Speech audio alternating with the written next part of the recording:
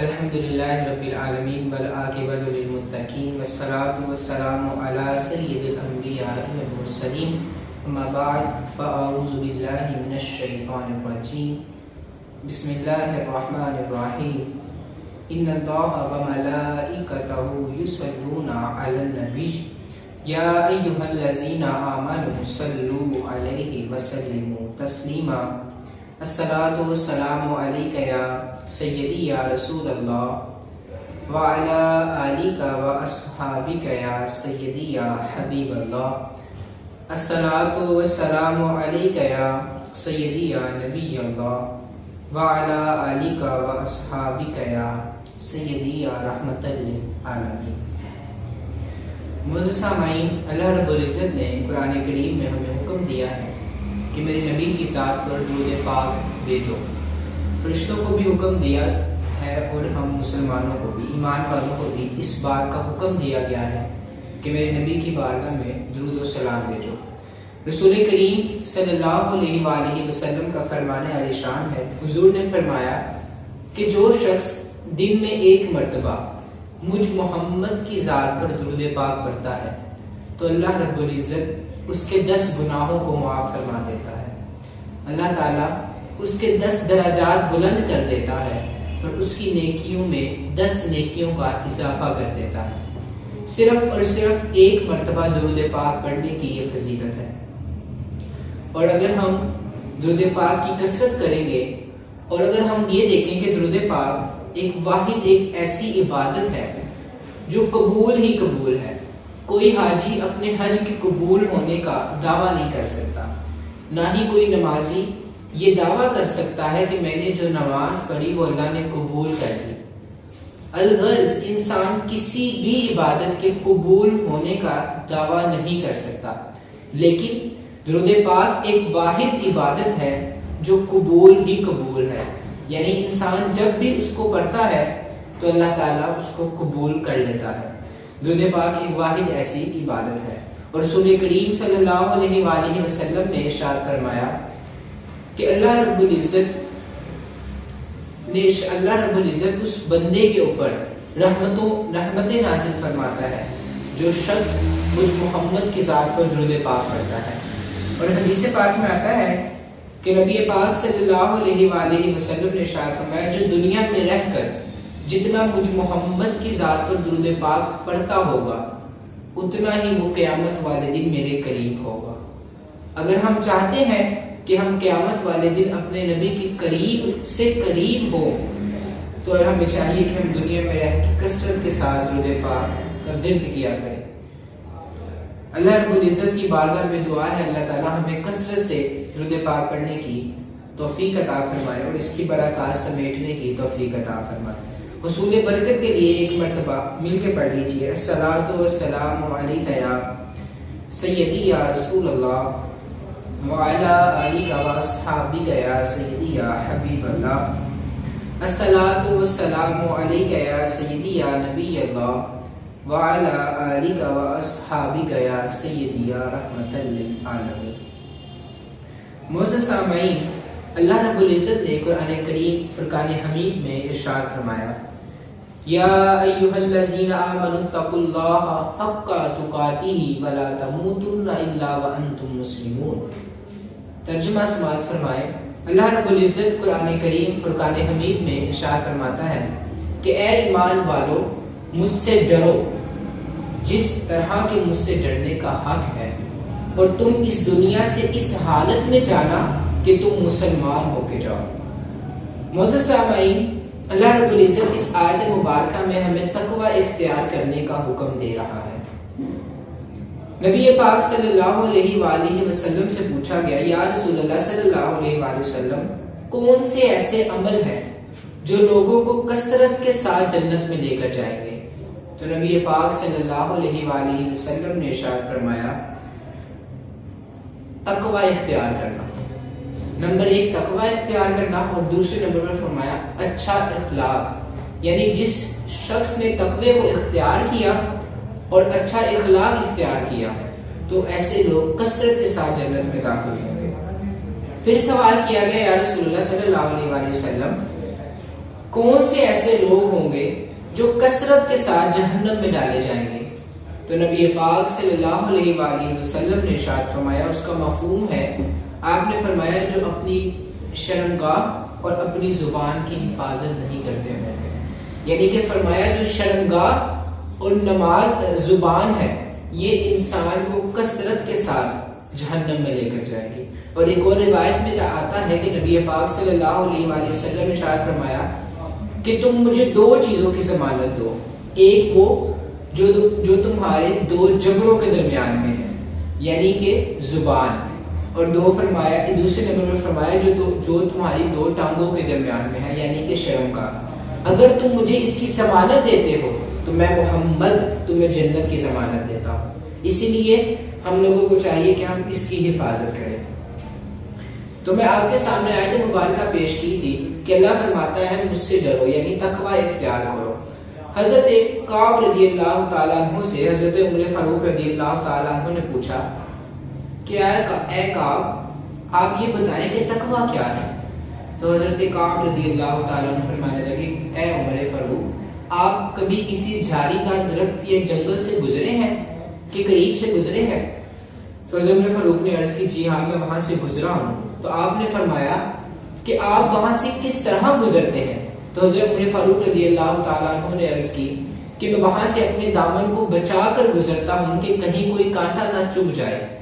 تو حضرت کعب رضی اللہ تعالیٰ عنہ فرمانے لگے کہ یہی تقوی ہے، یعنی اپنے دامن کو گناہوں سے بچا کر، اپنی زندگی کو گناہوں سے بچا کر گزار دینا، اسی کا نام تقوی ہے۔ اسی لیے ہمیں چاہیے کہ ہم تقوی کو اختیار کریں، جن کاموں سے اللہ رب العزت نے ہمیں منع کیا ہے اس سے ہم دور رہیں، اور جن کاموں کا ہمیں حکم دیا ہے اس کو ہم اختیار کریں۔ اگر ہم اپنے اسلاف میں دیکھیں تو حضرت امام اعظم ابو حنیفہ جو بہت بڑے امام گزرے ہیں، اگر ہم ان کی زندگی کا مطالعہ کریں تو آپ بہت ہی متقی تھے۔ آپ کے تقوی کا عالم یہ تھا کہ آپ راتوں کو جاگ کر اللہ رب العزت کی بارگاہ میں رویا کرتے تھے اور معافیاں مانگا کرتے تھے کہ اللہ تو اپنے ابو حنیفہ کو معاف فرما دے۔ ایک مرتبہ امام اعظم ابو حنیفہ کے زمانے میں کوفہ میں کچھ بکریاں چوری ہو گئیں۔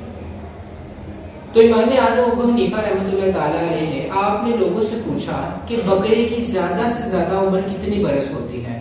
تو امام اعظم ابو حنیفہ کو لوگوں نے کہا کہ حضور اس کی عمر زیادہ سے زیادہ 7 سال ہوتی ہے۔ تو امام اعظم ابو حنیفہ نے 7 برس تک بکری کا گوشت نہیں کھایا کہ کہیں ایسا نہ ہو میں وہ گوشت کھا لوں، اس بکری کا گوشت کھا لوں جو چوری کی ہے۔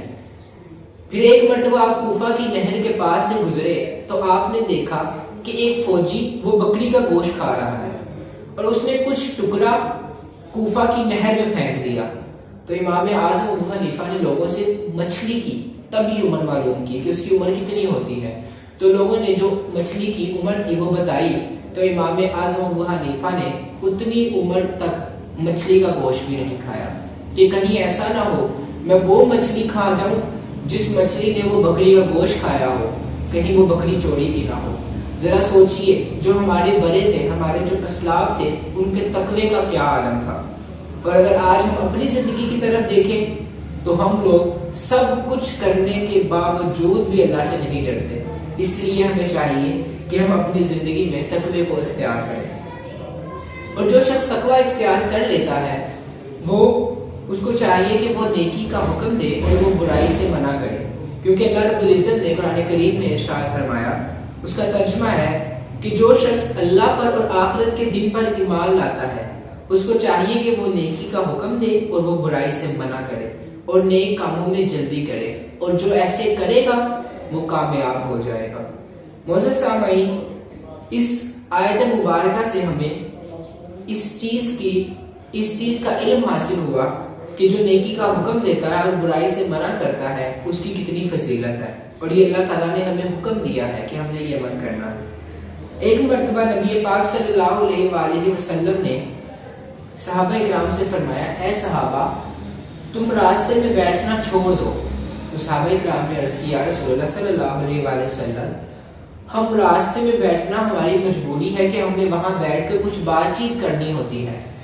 تو حضور نے فرمایا کہ اگر تمہارا وہاں بیٹھنا ضروری ہے تو تم راستے کے حق بھی ادا کیا کرو۔ تو صحابہ کرام نے عرض کی یا رسول اللہ صلی اللہ علیہ وسلم راستے کے کیا حق ہیں؟ تو نبی پاک صلی اللہ علیہ وسلم نے ارشاد فرمایا اپنی نظروں کو نیچے رکھنا اور گزرنے والے کو سلام کرنا اور نیکی کا حکم دینا اور برائی سے منع کرنا، یہ راستے میں بیٹھنے کے حکم ہے، یہ راستے پر بیٹھنے کے آداب ہیں۔ یہ نبی پاک صلی اللہ علیہ وسلم نے اس کی ہمیں تعلیم دی ہے۔ حضرت اسامہ بن زید رضی اللہ تعالی عنہ آپ بیان کرتے ہیں کہ نبی پاک صلی اللہ علیہ وآلہ وسلم نے ارشاد فرمایا کہ ایک شخص کو بروز قیامت لایا جائے گا اور اس کو جہنم میں ڈال دیا جائے گا، اور وہ شخص جہنم میں اس طرح گھومے گا جس طرح گدھا، جو چکی چلانے والا گدھا چکی کے گرد گھومتا ہے، اس طرح وہ شخص جہنم میں گھوم رہا ہوگا کہ کچھ لوگ اس کے پاس جمع ہو کر جائیں گے اور پوچھیں گے اے فلاں شخص کیا تو وہ نہیں جو ہمیں بری باتوں سے منع کرتا تھا اور اچھائی کی دعوت دیتا تھا؟ تو وہ کہے گا ہاں میں وہی ہوں کہ میں لوگوں کو برائی سے منع تو کرتا تھا لیکن خود باز نہیں آتا تھا، میں لوگوں کو نیکی کا حکم تو دیتا تھا مگر خود اس پہ عمل نہیں کرتا تھا۔ اسی لیے ہم لوگوں کو چاہیے کہ ہم لوگوں کو جو نیکی کا حکم دیں اس کے اوپر خود بھی عمل کریں۔ آج معاشرے میں بہت سے ایسے لوگ پائے جاتے ہیں جو خود تو نیکی کا حکم دیتے ہیں، مطلب لوگوں کو تو نیکی کا حکم دیتے ہیں لیکن خود نیکی نہیں کرتے، لوگوں کو برائی سے منع کرتے ہیں لیکن خود اس برائی سے باز نہیں آتے۔ اسی لیے ایک تو روایت میں آتا ہے کہ حضرت ابو سعید خدری رضی اللہ تعالیٰ عنہ آپ فرماتے ہیں کہ رسول کریم صلی اللہ علیہ وآلہ وسلم نے ارشاد فرمایا جب تم کسی برائی کو دیکھو تو تم اس کو اپنے ہاتھ سے روکو، اور اگر تم ہاتھ سے روکنے کی طاقت نہیں رکھتے تو فرمایا کہ تم اس کو دل میں، اس کو زبان سے روکو، اور پھر فرمایا کہ اگر تم زبان سے روکنے کی طاقت بھی نہیں رکھتے تو کم سے کم اس کو اپنے دل میں برا جاننا، اور دل میں برا جاننا یہ سب سے کمزور ایمان کی علامت ہے۔ آج ہم اگر اپنے آپ کو دیکھیں تو کیا ہم اس برائی کو دل میں بھی برا جانتے ہیں؟ آج ہم معاشرے میں کچھ برائیاں تو ایسی ہیں جن کو لوگ برا جانتے ہی نہیں، دل میں بھی برا نہیں جانتے۔ تو ذرا سوچئے اگر ہم دل میں بھی برا نہیں جانتے تو ہمارے ایمان کی حالت کیا ہوگی، ہم کس درجے پر کھڑے ہیں ایمان کے۔ اسی لیے ہم لوگوں کو چاہیے کہ ہم لوگ اس چیز کا خیال کریں اور لوگوں کو برائی سے منع کریں۔ حضرت عائشہ صدیقہ رضی اللہ تعالیٰ عنہ آپ بیان کرتی ہیں کہ رسول کریم صلی اللہ علیہ وآلہ وسلم میرے پاس تشریف لائے تو میں نے آپ کے چہرے مبارک سے یہ اثرات دیکھے کہ آپ کچھ کہنا چاہتے ہیں، مگر حضور نے صرف وضو فرمایا اور آپ چلے گئے۔ جیسے ہی آپ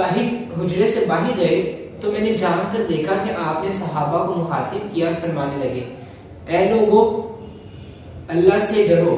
نیکی کا حکم دو اور برائی سے منع کرو، ایسا نہ ہو کہ تم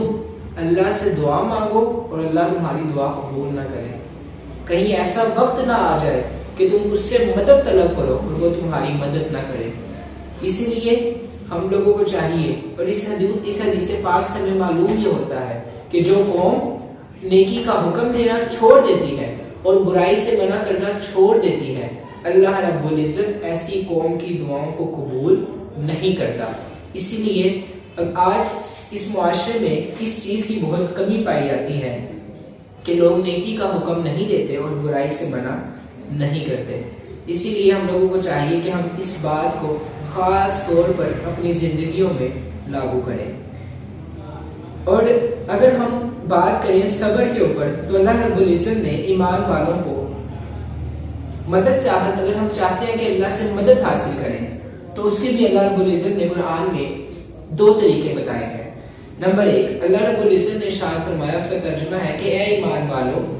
تم صبر کے ساتھ اور نماز کے ساتھ مدد حاصل کرو، کیونکہ اللہ رب العزت صبر کرنے والوں کے ساتھ ہے۔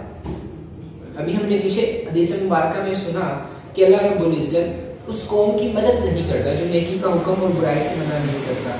تو آگے اللہ رب العزت نے قرآن کریم کی آیت مبارکہ میں ہمیں حکم دیا ہے کہ تم نے 2 چیزوں سے میری مدد حاصل کرنی ہے، نمبر 1 صبر سے اور نمبر 2 نماز سے۔ اس حدیث پاک سے ہمیں معلوم ہوا کہ صبر کرنا ایک بہت بڑی نعمت ہے، اور نبی پاک صلی اللہ علیہ وآلہ وسلم نے ارشاد فرمایا کہ اللہ رب العزت ارشاد فرماتا ہے، جب میں اپنے کسی بندے کو اس کی اولاد کی وجہ سے یا اس کے مال کی وجہ سے آزماتا ہوں اور وہ اس کے اوپر صبر کرتا ہے تو اللہ رب العزت فرماتا ہے قیامت والے دن مجھے حیا آئے گی کہ میں اس بندے کا حساب لوں۔ اسی لیے ہم لوگوں کو چاہیے، اگر ہم چاہتے ہیں کہ ہمارا قیامت والے دن حساب نہ ہو تو ہم صبر اور شکر کو اختیار کریں۔ حضرت عمر بن شعیب آپ روایت کرتے ہیں اپنے دادا حضرت عبداللہ بن عمر سے رضی اللہ تعالیٰ عنہ سے کہ نبی پاک صلی اللہ علیہ وآلہ وسلم نے ارشاد فرمایا، دو باتیں ایسی ہیں کہ جس میں وہ دو باتیں پائی جائیں گی، اللہ رب العزت اس شخص کو صبر کرنے والا اور شکر کرنے والا لکھ دے گا، اور اگر اس میں وہ باتیں نہیں پائی جائیں گی تو اللہ رب العزت کو صبر کرنے والا اور شکر کرنے والا نہیں لکھے گا۔ اور نبی پاک صلی اللہ علیہ وآلہ وسلم نے جس چیز کا ہمیں حکم دیا ہے اس میں سب سے پہلی چیز یہ ہے کہ اللہ کے رسول نبی پاک صلی اللہ علیہ وآلہ وسلم نے ارشاد فرمایا کہ تم دینی معاملات کے اندر ہمیشہ اپنے سے اوپر والے کو دیکھو، یعنی جب تم نیکی کے معاملے میں اپنے سے اوپر والے کو دیکھو گے تو تمہارے اندر نیکی کرنے کا جذبہ پیدا ہوگا کہ فلاں شخص مجھ سے زیادہ نیک ہے یا مجھ سے زیادہ نیکیاں کرتا ہے، تو ہمارے اندر یہ جذبہ پیدا ہوگا کہ ہم نے بھی یہ نیکی کرنی ہے، ہم نے اس سے زیادہ نیکیاں کرنی ہے۔ تو اس لیے شریعت پر نبی پاک صلی اللہ علیہ وسلم نے ہمیں حکم یہ دیا ہے کہ دینی معاملات کے اندر اپنے سے اوپر والے کو دیکھنا ہے، اور فرمایا دنیاوی معاملات میں اپنے سے نیچے والے کو دیکھو۔ اس کی وجہ یہ ہے کہ انسان جب اپنے سے نیچے والے کو دیکھے گا تو وہ اللہ اس کے پاس جب وہ دیکھے گا کہ اس کے پاس تو فلاں نعمت نہیں ہے اور میرے پاس ہے، تو اس کے اندر خود بخود اللہ رب العزت کا شکر کرنے کا جذبہ پیدا ہوگا۔ اور فرمایا جس کے اندر یہ دو خوبیاں پائی جائیں، یعنی جو دین کے معاملے میں اپنے سے اوپر والے کو دیکھے اور دنیاوی معاملات میں اپنے سے نیچے والے کو دیکھے گا، تو اللہ رب العزت اسے صبر کرنے والا اور شکر کرنے والا لکھ دے گا۔ اور اگلی ایک اور فرمایا کہ جو شخص دینی معاملات میں اپنے سے نیچے والے کو دیکھے گا، مثلا کوئی یہ کہے کہ پوسٹ میں تو اس سے زیادہ نیکیاں کرتا ہوں، تو اس طرح اس کے اندر تکبر اور غرور آ سکتا ہے۔ اس لیے حکم یہ ہے کہ اپنے سے اوپر والے کو دیکھا جائے نیکی کے معاملات میں، اور فرمایا کہ جو دنیاوی معاملات میں اپنے سے اوپر والے کو دیکھے گا تو پھر وہ اللہ کی نعمتوں کا شکر ادا نہیں کر پائے گا، اور فرمایا ایسے شخص کو اللہ صبر کرنے والا اور شکر کرنے والا بالکل نہیں لکھتا۔ اسی لیے ہم لوگوں کو چاہیے کہ ہم اللہ رب العزت کی طرف سے جو آزمائشیں ہم پر آئی ہیں اس پر ہم صبر اور شکر سے کام لیں۔ اور ایک اور روایت میں آتا ہے حضرت جابر رضی اللہ تعالیٰ عنہ آپ فرماتے ہیں کہ قیامت کے دن جب مصیبت زدہ لوگوں کو اجر دیا جائے گا، مطلب جو لوگ دنیا میں رہ کر ہر وقت مصیبت میں مبتلا رہتے تھے، ان کو جب اللہ رب العزت اجر دے گا، ان کا انعام دے گا، تو ان کا انعام دیکھ کر جو لوگ آرام سے رہنے والے ہیں وہ یہ تمنا کریں گے کہ کاش دنیا میں ہماری کھالوں کو کینچیوں سے کاٹ دیا جاتا اور ہمیں آج یہ اجر نصیب ہو جاتا۔ اسی لیے اس حدیث پاک کو اگر ہم سن کر اس پر